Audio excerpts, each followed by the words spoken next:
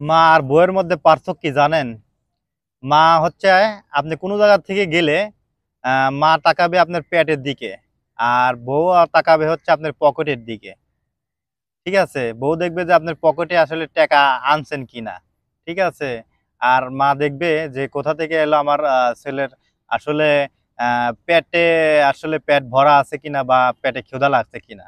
ঠিক আছে, মা আর বউর মধ্যে পার্থক্য এলো এটাই। ঠিক আছে, আসলে কি বলবো, বর্তমান কিন্তু আসলে সমাজে যেগুলা মেয়েরা আছে আসলে তারা কিন্তু বর্তমানে কিন্তু এটাই আসলে দেখে।